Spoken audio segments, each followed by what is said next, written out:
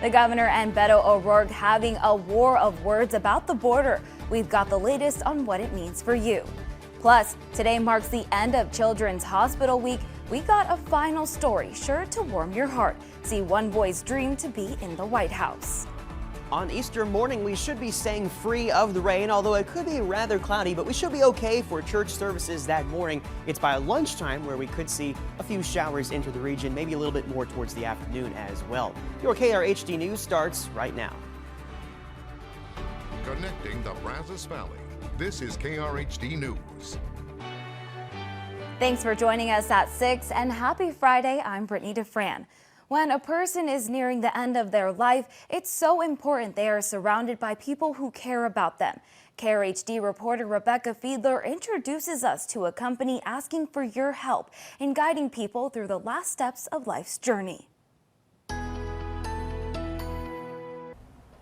Whether it's office work, watercolor painting, playing music, or just reading a book, one local hospice care agency is asking the public to volunteer their talents for terminally diagnosed patients. Illumin Health employs medical workers and counselors to deal with most of a patient's needs as they undergo hospice care at home or in nursing home facilities. But the work that their volunteers do is something they need more of.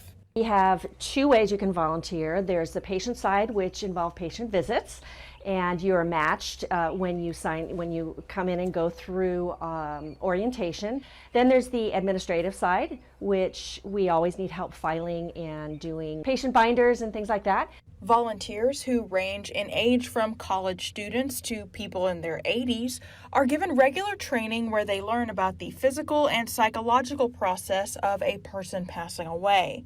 They can then comfort their patient with anything they have to offer: crafts, music, salon care, even handyman repair work.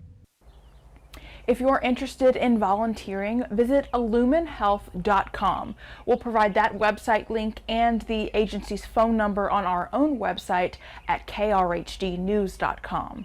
Reporting in College Station, Rebecca Fiedler, KRHD News. Is for President Biden to do his job and secure it. Until then, Texas will use its own strategies to secure the border. Texas Governor Greg Abbott signing an agreement with the Mexican governors of Coahuila and Tamaulipas today to ease the backup at the border. Earlier this week, Abbott ordered DPS to inspect every vehicle crossing the border, leading to hours-long backup at point entries. The latest agreement will return the rest of the state to random vehicle inspections in exchange for added security on the Mexican side. Democratic candidate for Texas Governor Beto O'Rourke says Abbott's plan only hurts Texans. Completely unnecessary and did absolutely nothing to improve the security and safety of El Paso, of Laredo, of FAR, of any one of our border communities of the state of Texas. But the governor says he took action where the White House looked the other way. Texas will not tolerate the endless stream of illegal immigrants crossing the border, and we will increase our border security in light of President Biden's decision to eliminate Title 42 expulsions. Abbott has already signed agreements with the governors of Chihuahua and Nuevo León. Some travel plans could be affected for at least part of this year as airlines are struggling with staffing shortages. The spring break rush last week was riddled with cancellations, and despite a surge in summer travel demand, airlines are slashing schedules. Pete Muntean explains. It is the latest challenge to your next trip. Understaffed airlines and overworked flight crews causing carriers to cancel flights. After hundreds of cancellations last weekend, JetBlue announced it is cutting 8 to 10% of its summer schedule, citing a challenging staffing situation. The latest numbers show that airlines are still shy more than 30,000 workers compared to before the pandemic. There's a lot of burnout, and especially among some work groups, I'm hearing from folks saying, I just can't take it anymore. Crew shortages are hitting airlines large and small. Alaska Airlines is canceling 2% of its flights through June. Delta pilots say they are being pushed to the limit on a regular basis. Longer days with shorter nights at home, shorter layovers, and our pilots are tired and fatigued. Pilot reports of fatigue spiked at Southwest Airlines last month. Their union says the company is struggling to retain its newest hires. This is going to be a critical issue every month and every year that we move forward. Help comes in the form of sky-high hiring goals. Delta wants to hire 200 new pilots each month. JetBlue has already hired 3,000 new crew this year alone. United Airlines came up with a different solution, opening up its own flight school, a first for any major airline in the United States. The pilot shortage is real. We can hire pilots at United Airlines, but the regional airlines and smaller airlines have a real pilot shortage and are having real challenges. The state comptroller announcing a sales tax holiday later this month for emergency preparedness supplies. It'll take place April 23rd through the 25th.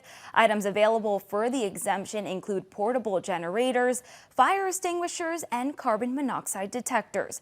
For a complete list of items and price limits, visit our website, krhdnews.com. If you are looking for some fun this holiday weekend in the Brazos Valley, the city of Navasota is hosting its annual Groovy Grapes Wine Walk in downtown.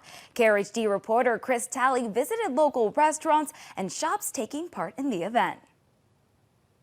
From food, wine, and everything in between, local businesses and leaders are ready for the turnout this Saturday. The Navasota Grimes County Chamber of Commerce is hosting its annual Groovy Grapes Wine Walk in downtown Navasota. Johnny McNally, executive director for the chamber, says this event is a great opportunity to showcase the city. People are seeking out a small town atmosphere, and that's one of the things that Navasota has to offer, and you find it out peppered throughout Grimes County, actually. Little communities who support the local businesses, but it's really fun to see people come into the area and they get so entranced by what we have happening here in Navasota. As Navasota will begin to draw hundreds to the Wine Walk Saturday, Taqueria La Escondida will be there serving up its menu favorites for the community to try out. Owner of La Escondida, Araceli Saenz, says the event is a great opportunity for her restaurant. It's a big experience for everybody because they get to know Navasota, like it's growing. We bring more customers. We talk to them, they talk to us. It's like a therapy sometimes because they love coming and talking, and that's what we love doing too. From local restaurants serving up great eats, Classic Rock Coffee Company will still be serving up hot coffee and cold wine as well. Navasota mayor and owner of Classic Rock says he is ready to connect surrounding communities to the city. Yeah, well, it's great to welcome new folks, whether they're looking to just visit, maybe visiting with family or friends, or looking to move here because we're in a big growth mode right now and got a lot of things going on in Navasota, and the more I see, the better. The city of Navasota has grown in the past 10 years from 3 to 5% with its new growth plan in place. From city leaders to local restaurants, they are all ready for the Groovy Grapes Wine Walk tomorrow in Navasota. Some are ready for the wine, but as you can see, I'm ready for the food. In Navasota, Chris Talley, KRHD News. It's Good Friday, and that means we're just days away from Easter Sunday. Some folks in the Brazos Valley are giving families some fun in the sun on Saturday with food vendors, activities, and even a short run. KRHD News reporter Diamond Dixon explains. If you're looking for Easter plans this weekend, Hilltop Lakes has you covered with their 4th annual Easter extravaganza. And best of all, it's free. We're gonna have a race starting at 8 a.m. Vendor booths are gonna open at 9:30. We're gonna have the food trucks open at 10. 11 a.m. the Easter egg hunt is gonna start. And at 12, we'll have fire truck water games. I even tried to find out what you could expect in one of those 5,000 Easter eggs, but I guess you'll have to find out for yourself. Ooh, there's lots of goodies. I can't give that away. Anything from candy to toys, bracelets, stickers, it really just depends on the age group. Aside from the Easter activities, there will be a variety of vendors for you to enjoy as well. So we'll have a lot of baked goods, we'll have European imports, Indian imports, local honey. We've got some t-shirts designers. We've got some people coming from the school doing some fundraising, selling keychains, we have some jewelry makers, hat makers. We have a little bit of everything. You can look forward to a 5,000 egg Easter hunt, a 5K run, vendors, as well as a bounce house. You don't want to miss it. Reporting in Normandy, Diamond Dixon, KRHD News.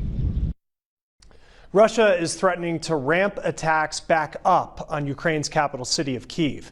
Russian forces withdrew from the city last week, and the police chief says they found the bodies of more than 900 civilians in the aftermath. Now, the Russian Defense Ministry is accusing Ukraine of attacks on a border area that damaged dozens of buildings and left a few people hurt. In his address to the people, Ukrainian President Vladimir Zelensky said that they should feel proud to have survived 50 days under attack. Though it hasn't been an easy few months, new numbers out today from the United Nations shows 4.7 million refugees have left Ukraine since this Russian invasion started. The vast majority are in Poland, but other neighboring countries like Romania and Hungary are also seeing hundreds of thousands of refugees cross their borders. Now, as the war in Ukraine continues, the need only grows. Families displaced within the country and those fleeing to neighboring borders require medical attention and basic necessities, but mostly safety for their own sanity. It was horrible there. Every day people are going crazy, to be honest. It's intolerable. The children, the tension is terrible. 11 million people moved from east to west. 2.5 million people moved into Poland. And my primary goal was to meet them and see the needs they have. Needs of shelter, of food, of medicine, children going to school. Faith-based groups are providing assistance, and they're also providing hope. Ukrainian Bishop Bohdan Danilo is from a city in Poland on the border of Ukraine that is housing refugees. He was there a few weeks ago on behalf of Catholic Extension, which is the church's charity. They shared these images of that trip.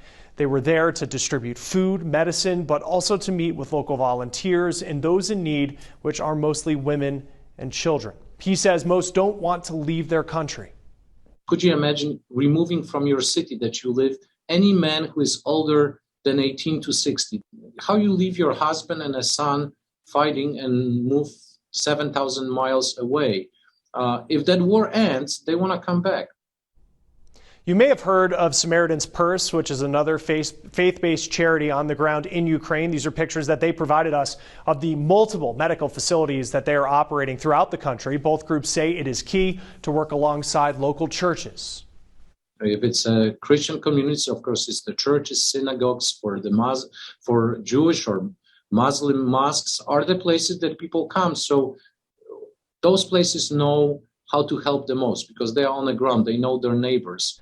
The conflict and outreach continues through one of the most important holidays for Christians, recognizing the death and resurrection of Jesus. Now, the faithful ask you to remember Ukraine this weekend. Pray for ceasefire. Pray so the children do not have to die, that those women do not have to take the kids across the border and go in an unknown land. Now, government data is showing the majority of people who battle addiction eventually recover, but it is not an easy road there. It's kind of challenging in times to decipher when is it that you're no longer in control. We are bringing you her story of recovery and why experts say social support systems are so important.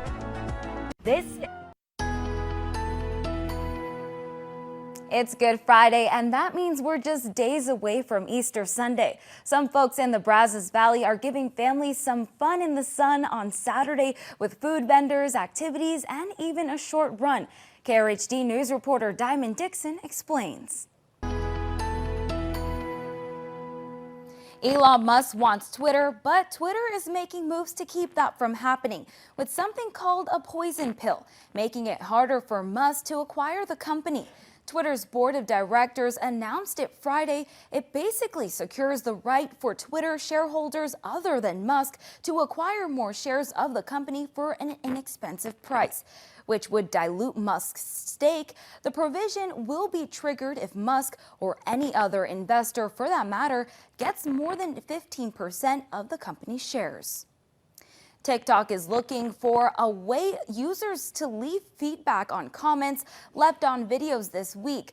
The social media site announced it's testing a dislike button to individual comments. TikTok says users can click on the button to privately flag posts they find, quote, irrelevant or inappropriate. Creators and other users will not be able to see the dislikes. Only the person who disliked the comment can see it. You may want to keep your camera on during virtual work meetings. A new study conducted by Wakefield Research showed 92% of U.S. executives said the remote employees who don't appear on camera probably don't have long-term future at their companies. In a separate finding, 93% of managers said the people who turn off their cameras during meetings probably aren't paying attention. You may want to check your medicine cabinets. Certain hemp VITA pain relief products are being recalled. The Consumer Product Safety Commission said the packaging isn't child resistant and could pose a poisoning risk to children. The products were sold nationwide at stores including CVS, Walmart, Target, and Amazon. Customers should contact the company on how to safely dispose of the product and get a full refund. There's now a quicker, less invasive way to test for coronavirus. The FDA authorized the first breath test that can detect COVID-19 in less than 3 minutes. The COVID-19 breathalyzer is about the size of a carry-on luggage. It's made to be used in doctors' offices, hospitals, and testing sites. A study found the breath test accurately identified positive results more than 91% of the time and negative samples nearly 100% of the time.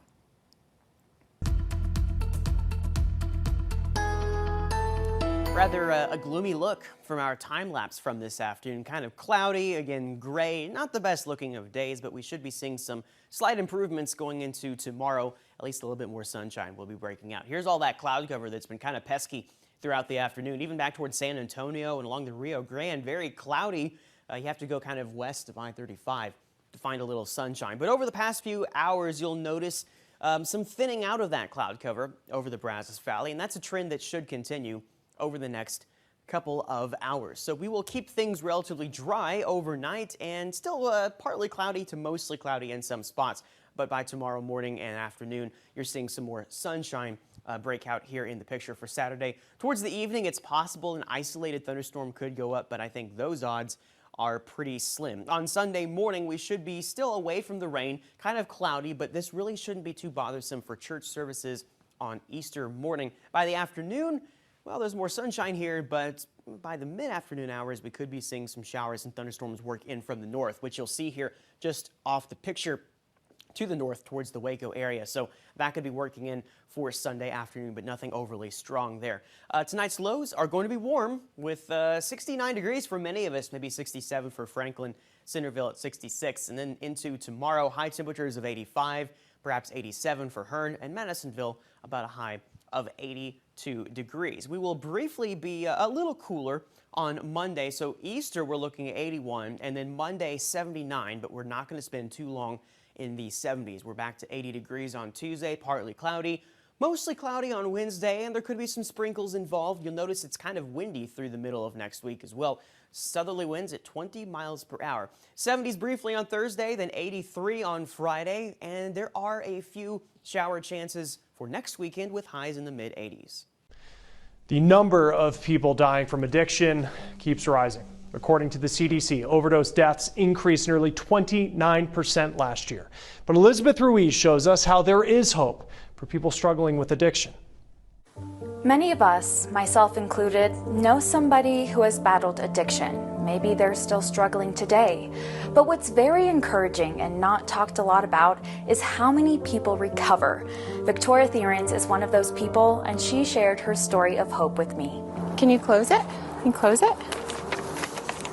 Yay, good job. Victoria Thierens has gone from being a victim to being victorious. I have been sober for 2.5 years, and it's been an incredible journey. Her story starts in high school. She says she's always been a very ambitious person, and she was determined to graduate early so she could become a nurse midwife. She also became a fitness coach who competed in bodybuilding competitions, and she started a business. At a certain point, I felt like I was kind of just like missing out on like just exploring what life had to offer at the time. And what started out as partying a little bit here and there, I did a little bit of cocaine and was just like exploring and experimenting, nothing too serious, turned into quite a slippery slope, and I ended up getting addicted to crystal meth. She says her descent into addiction was very gradual. It's kind of challenging in times to decipher when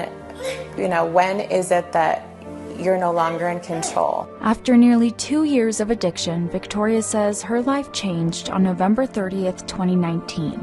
In a cry for help, she called police and was taken to a behavioral unit to have a psych evaluation. There she found out she was 4 weeks pregnant with her daughter. They let me know that they would be calling Child Protective Services and we would be establishing some sort of plan. The thought of losing her newborn and her other child wasn't something she could imagine. From that moment on, she had the strength to stay away from drugs. I knew that it was a pivotal point and that these people were here to help me and that I had to choose to help myself. According to a study conducted by Harvard Medical School professor of psychiatry Dr. John Kelly, roughly 1 in 10 Americans is in recovery from an alcohol or drug use disorder. That means there are about 20 to 30 million people in recovery right now in the United States. Dr. Kelly is also the director of the Recovery Research Institute at Massachusetts General Hospital. He says it may take a few or many years for someone to recover from addiction, but the latest data from the CDC and National Institute on Drug Abuse shows a majority of people who battle addiction eventually recover. 75% of people who experience at some point in their life an alcohol or other drug use disorder will achieve remission. Dr. Volkoff is the director of the National Institute on Drug Abuse. She says the more time a person is in remission, the greater their chances are of staying that way. The path to recovery differs from person to person, but she says there's one common denominator. A key component, extraordinarily important, is like our backbone, is those social support systems that can help the person stay in recovery. Those social support systems is what Victoria says has been very helpful for her. Just having a good group of friends who has aligned interests or similar interests as far as like wanting to progress as a human, as a being, as somebody that's dealing with life right now. Now she's using her experience to help others through a book she recently co-authored and one-on-one sessions to guide people who are struggling with addiction or depression and anxiety. I just love being a mom, and I love really helping the world and sharing my story. Good job. I'm Elizabeth Ruiz reporting. The newsfeed starts with charges against a high-ranking member of the Russian government for trying to sway members of Congress in our country. Alexander Babikov is accused of running a disinformation campaign in the U.S. He and 2 of his staffers are also accused of fraudulently getting visas to enter the United States. Now, Chinese citizens have apparently had enough of COVID lockdowns. In March, the amount of people being arrested in China for violating COVID rules surged. Now, this is something experts say they typically don't see in a society that generally respects authority. 4 years after a duck boat sunk that killed 17 people in Missouri, manslaughter charges are being filed against 3 men. The 3 worked for the boat's company, and the charges are in connection to the decision to send the boat out in a heavy storm. Well, as many of us look for ways to save money right now, experts have a warning about online shopping, what a growing number of states are now doing to protect consumers and retailers. Retail theft has spiked during the pandemic, and as states wait for federal action, a growing number are taking matters into their own hands when it comes to online marketplaces. Recent measures aim to prevent both theft and fraudulent sales on platforms like Amazon, eBay, and Facebook. Illinois, Ohio, Arkansas, Alabama, and Colorado have all passed legislation, and more are considering it. That's according to the Retail Industry Leaders Association. Really what we're trying to get at is to make it harder to sell stolen goods from behind a fake screen name, a fake business, folks that are using the anonymity of the internet to dupe consumers into buying something that's stolen. RELA says this is a win for both online retailers and the general public. However, Amazon has raised concern that states doing this on their own will create a patchwork of regulations and end up hurting law-abiding sellers. They're encouraging states to wait for the bill in Congress to pass. RILA agrees a federal measure would make things more cohesive, but says most states have been following the bill in Congress as a framework. There won't be different kinds of regimes that folks will have to sign up for. It'll just be, providing if you're a small business, you're really providing the marketplace you're selling through with some very basic business information. So it really wouldn't matter what state you were in, where you were buying from, where you were selling to. Now, for those in states that don't have protections yet, he says double check that a seller is legitimate before buying what may seem like a good deal. Counterfeit items can have more consequences than just wasting your money. A lot of folks that are selling, fake knockoffs, some oftentimes dangerous products that don't meet safety standards, are made with dangerous chemicals, perhaps have lead in them. An item having bad reviews or no reviews at all can be a red flag. Also, if the seller doesn't have a real website. Now, no matter where you are in the country, there is likely produce from California at your local grocery store. But farmers are facing some major challenges this year. We're going to talk about how snow could be impacting your wallet.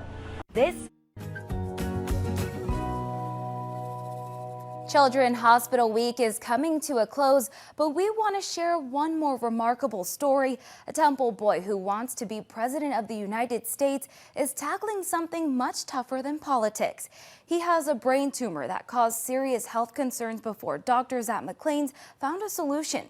25 News anchor Todd Unger has his story. Don't be surprised if you see Danny Agee on the campaign trail down the road.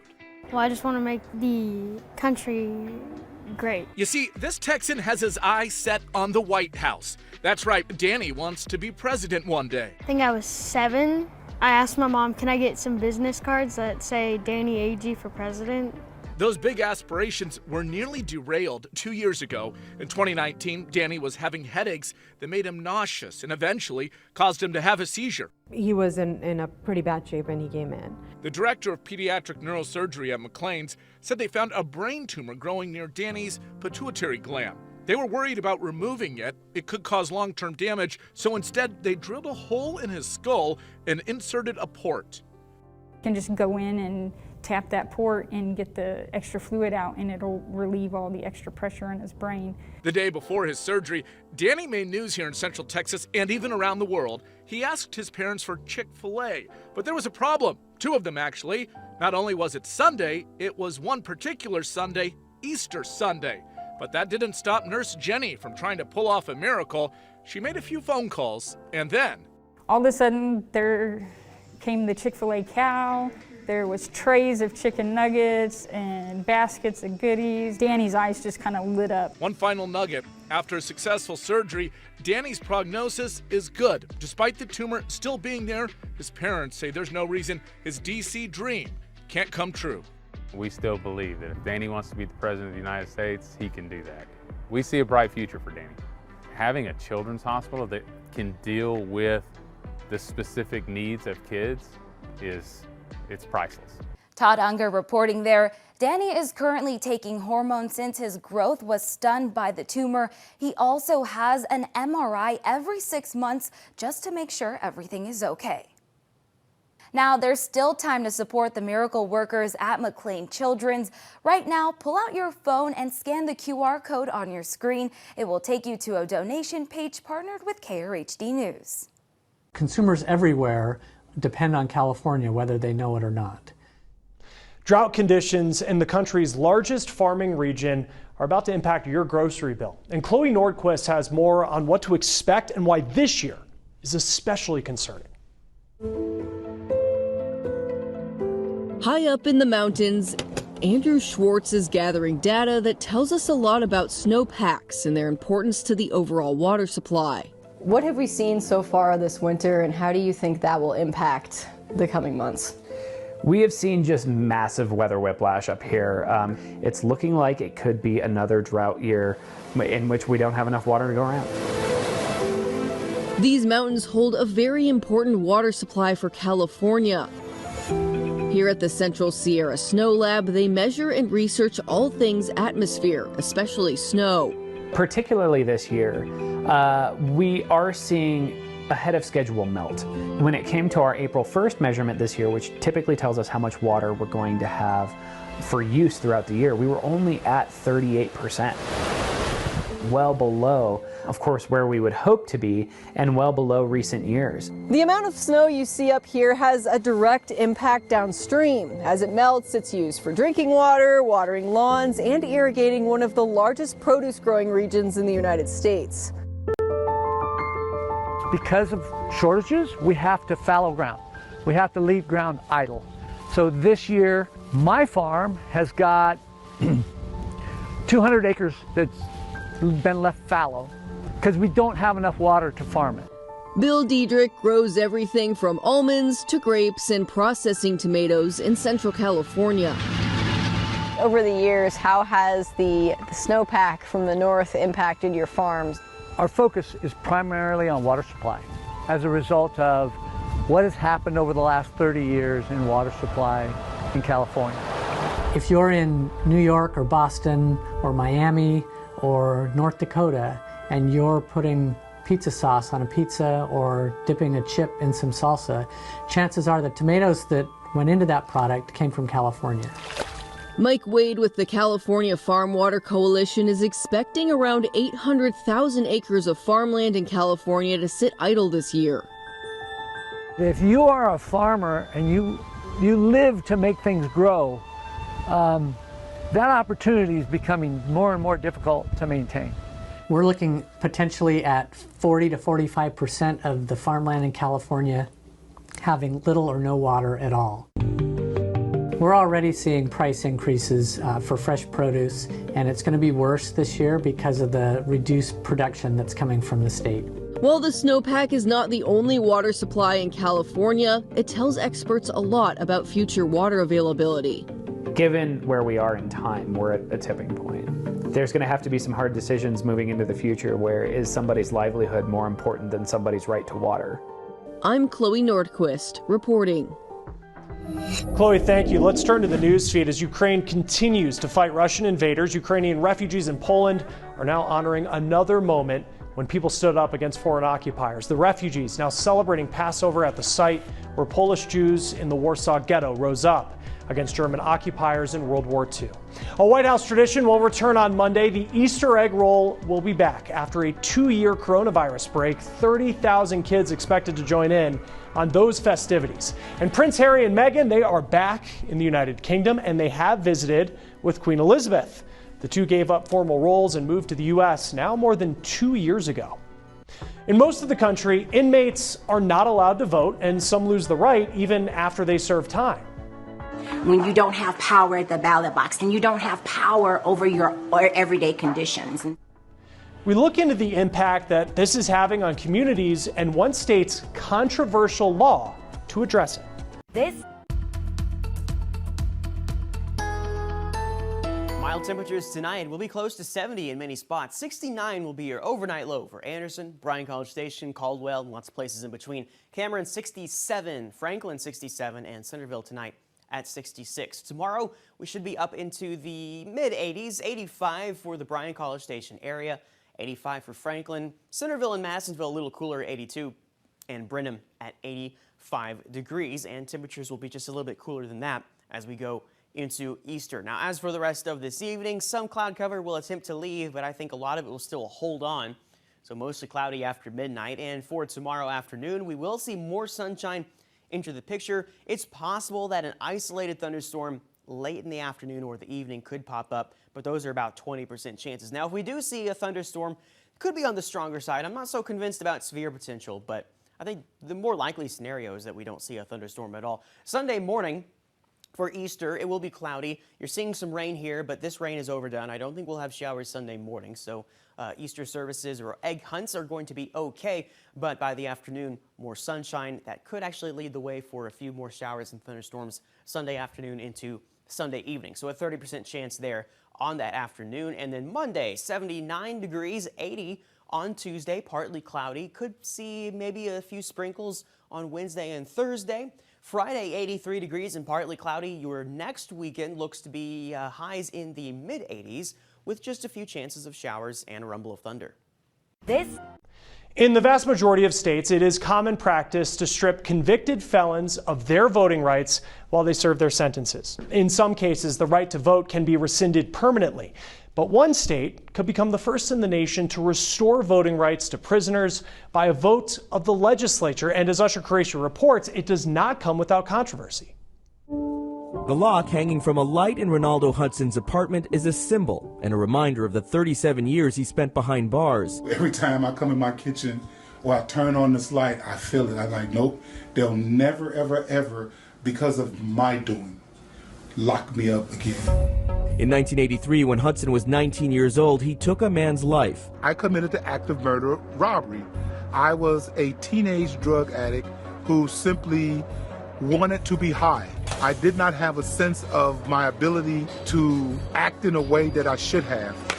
Originally sentenced to die by lethal injection, the sentence was commuted to life in prison, where Hudson learned to read, got his bachelor's degree in divinity, and was eventually granted clemency and released. The death penalty execution is one thing. Death by incarceration exists because people in prison don't have the right to vote. In 37 states, felons lose their eligibility to vote while incarcerated. In Maine, Vermont, and Washington, D.C., they've never lost the right. But in 11 states, the right to vote can be permanently stripped.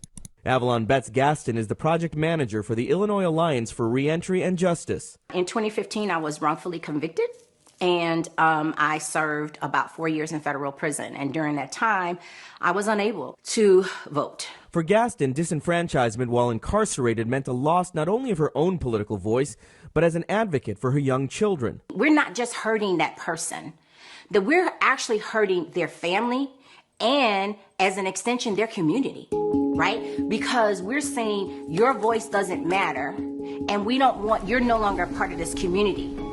According to the Sentencing Project, in 2020, 5.2 million Americans were disenfranchised because of a felony conviction. Individuals who are in prison who've committed felonies are individuals who've shown basically a complete contempt for the laws and rules that all the rest of us have agreed on to govern our civil society. Hans von Spakovsky, a senior legal fellow at the conservative think tank The Heritage Foundation, says allowing inmates serving felony sentences to vote is bad policy. Judges and prosecutors are elected, and you're going to give individuals who break the law the ability to choose who those prosecutors and judges are? Again, not a good idea.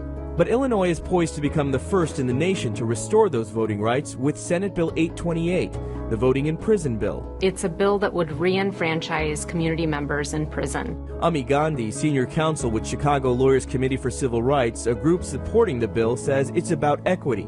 Black people have been very disproportionately affected by our mass incarceration system, and as a result have been disproportionately disenfranchised as well. Gandhi says while black people make up about 15% of the state's population, they account for more than half of Illinois' prison population. For Ronaldo Hudson, voting for the first time in decades after being released in 2020 was empowering beyond his imagination. It was amazing, man. It was like, imagine dreaming of being a part of the electoral process, and then all of a sudden it just being put in your hands. When you don't have power at the ballot box, then you don't have power over your everyday conditions. And so people who are incarcerated lack that necessary power. Taking away that power for any reason, they argue, fits within the paradigm of punitive justice, but not in the space of restorative justice. Reporting from Chicago, I'm Usher Qureshi. As home values increase, so will taxes. The average single-family home saw property taxes rise almost 2% in 2021.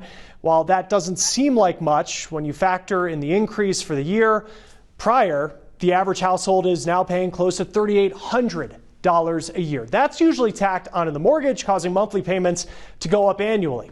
Real estate experts expect taxes to continue to increase as assessors play catch up.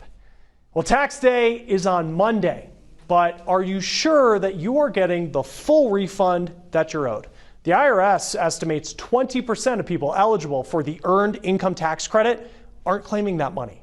That credit alone could put thousands of dollars back into your pocket. And Alexa Liacco found how you can get the money that you're owed even if you've already filed your taxes. So this is going to be your federal return? It's probably one of your least favorite things to do. This is your total income for the year? But this year, the chore of filing your taxes could mean a bigger refund than usual. You got to make sure that you get that money that you deserve. Xavier Farrell works with AmeriCorps. He's helped with all kinds of projects across the country, everything from stocking food banks to fire prevention. But now he and his team are helping prepare taxes for free. Their biggest mission, helping families get bigger refunds. Giving those people the money that they so rightfully deserve back from the government, it's been incredibly humbling.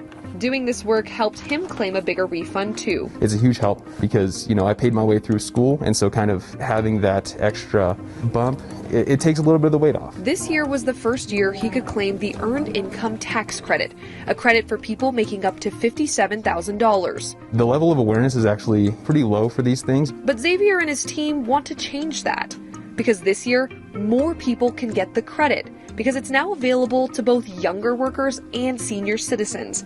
And the maximum credit amount is nearly tripled. For single filers, you can get up to $1,502. For filers with kids, you can be refunded anywhere from $3,600 to $6,700. The Treasury Inspector General found about 5 million eligible Americans are not claiming these credits, leaving $7 billion unclaimed.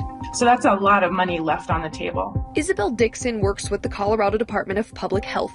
She says even if you already filed this year, there's still a chance to claim the credit. Generally, you can file up to 3 years of back tax returns, so back to tax year 2018. She encourages everyone to file an amendment and claim past credits too. Tax refunds can really make a difference, and when families have the financial resources they need, parents and children can thrive, they have better health outcomes, and kids can do better in school. It all starts with a quick internet search using the words IRS VITA site tool. You can enter your address and see where you can get free tax help. If you need more time to file, ask for an extension. Because even after tax day passes, Xavier and people like him across the country will be waiting for the chance to help. Seeing the excitement in their faces and knowing that was going to help take some of the burdens off. It was nectar for the soul. That's the only way that I can describe it. I'm Alexa Liacco. Thanks for watching Krhd News at 6. I'm back tonight at 10. Until then, have a good evening.